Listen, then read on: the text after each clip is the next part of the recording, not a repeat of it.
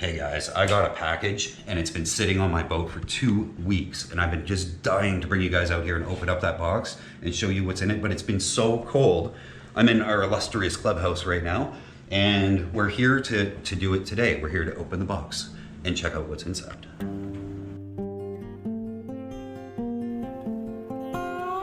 So the reason it's been sitting here for 2 weeks, you can't see it now, but there was snow on the ground this morning. And we're launching the boats on Saturday. We've got like 4 days, or 3 days, 4 days, I don't know. But it's really cold in here. I got our fireplace going, but it's still really cold. Anyway, I stopped at the boat on my way through. You can see where all the boats are lined up here. I stopped at Lady K on the way through and I grabbed the box, so let's go get it out of the car. Ooh, it's chilly, chilly, chilly.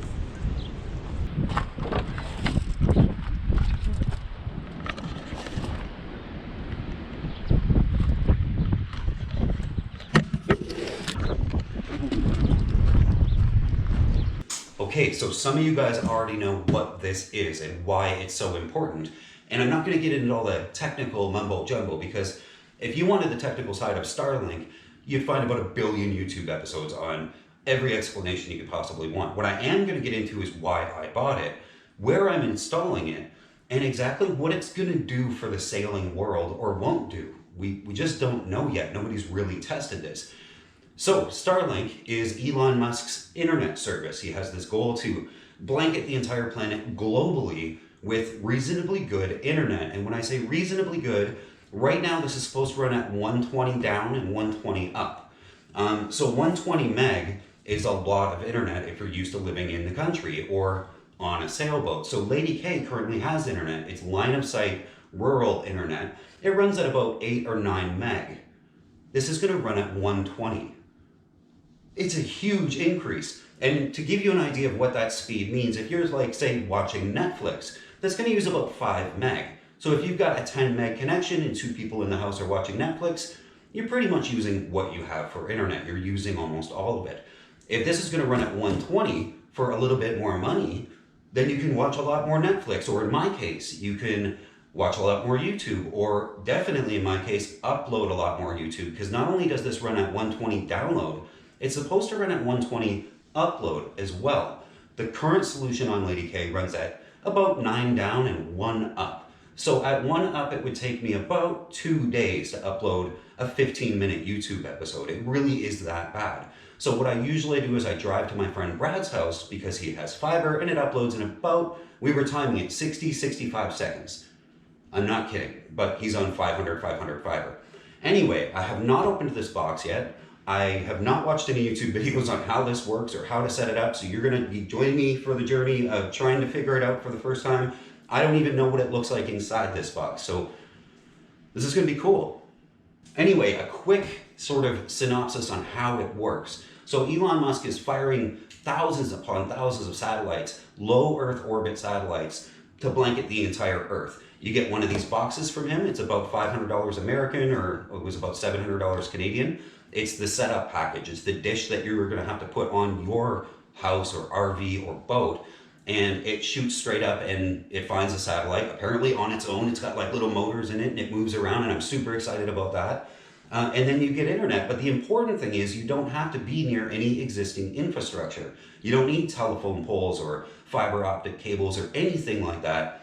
You can go out in the middle of the country, and as long as you can power this thing, you should be able to get internet. Okay guys, let's get into it. I'm super excited. Where did I put my knife?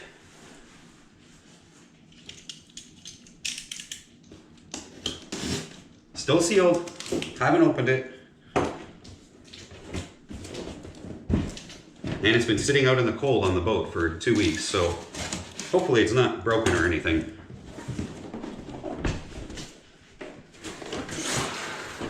Ooh, fancy.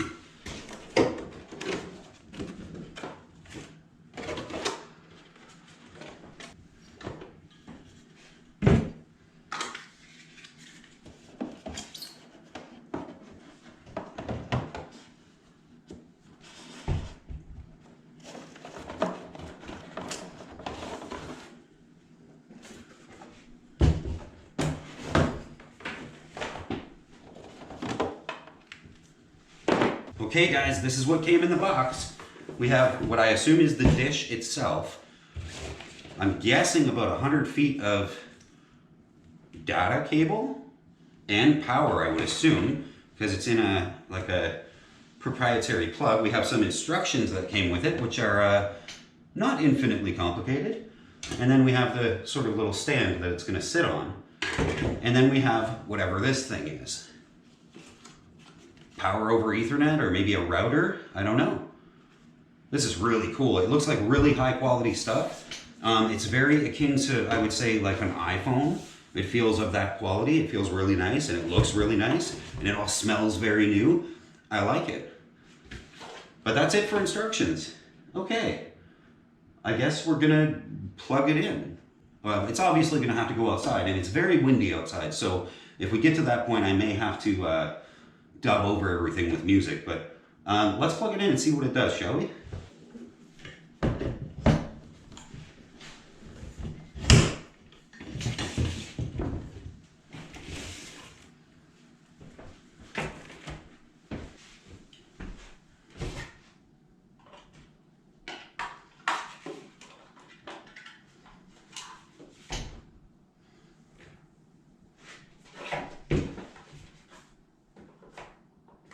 Okay guys, we have a light on the bottom, but no lights on the front. So the instructions now say to take out your cell phone. There's really just 3 blocks of instructions.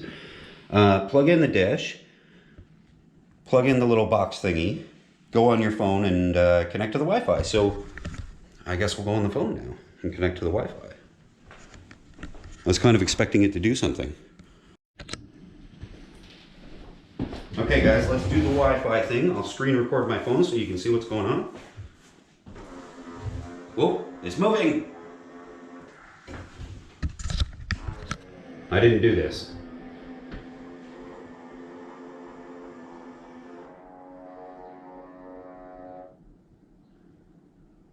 That was definitely not me.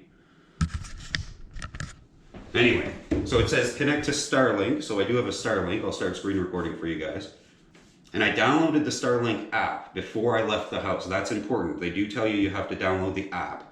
And since I have a little bit better internet in town, downloading the app at that point made more sense. Okay, so I'm connected to Starlink and it wants me to log in. Enter a Wi-Fi network name. Okay. Lady K. Enter a password. For right now, I'm going to use something simple.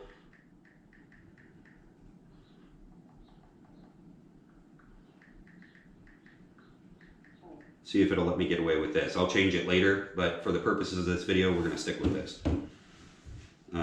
Okay. Oh, reconnect to your network using your wireless name. Looking for the Lady K network to show up. Oh, there it is. Okay. So we'll connect to the Lady K.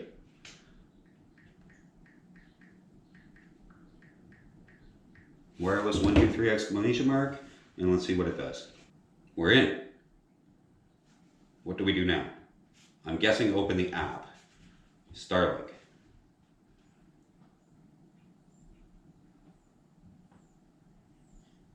Booting. Okay, this app is really cool. I think they did a great job on this. It looks great. Kind of gives us an idea of what's going on. It's booting up, I guess. It's still not outside, of course, so if I have to, I'll just stick it outside the door and we'll see what it does. I guess the booting process might take some time. So while we wait for it and it just says booting, the other thing you sort of have to figure out is how to mount this thing to a sailboat. And I don't think it's something that Starlink actually approves of you doing, nor are they going to make you any sort of hardware or kit that's going to allow you to do that. And then you have to deal with the fact that the boat's always moving, or normally would be moving. When I'm sitting in the slip, I have a line of sight antenna and it's fine. It works okay. There's no problem with it. It's all ubiquity equipment. And even when the boat rocks around and stuff, it's okay. It doesn't hurt anything.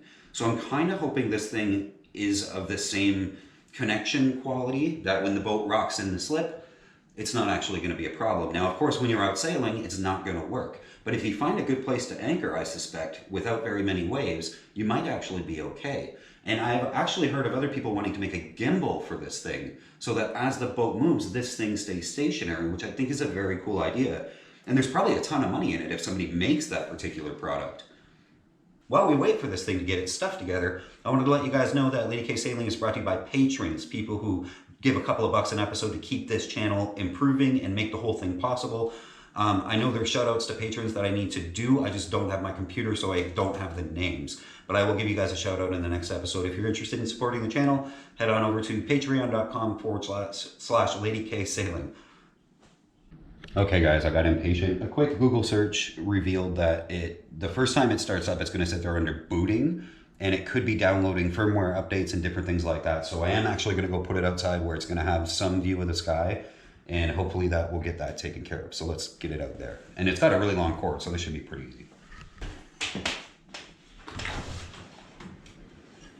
Okay, I think that should be a little better. The cord got all tangly, but the little router box, I guess, is probably what that is.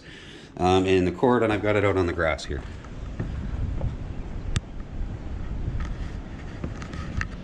So hopefully that solves it.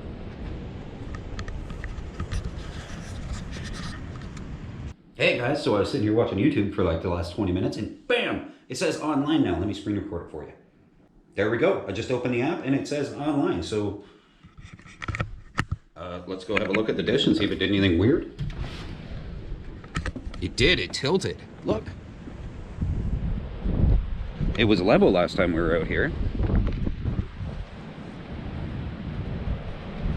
So that's sort of northwest from its position. It tilted northwest. All right, let's check out what's going on in the app. So stats, I'm gonna push that. We have uptime, we have latency, 32 millisecond, last 33 millisecond. You see sort of in the middle of the screen there. Let's do speed test. I don't know if their in-app speed test is the same as like Ookla or completely different. I'm not sure, but let's see what it does. 60, 70, 80, 90. Oh my goodness. Look at that. Ooh, we cracked 120. That was cool.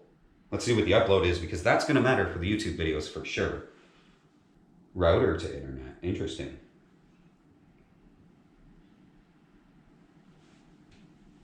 This is pretty cool.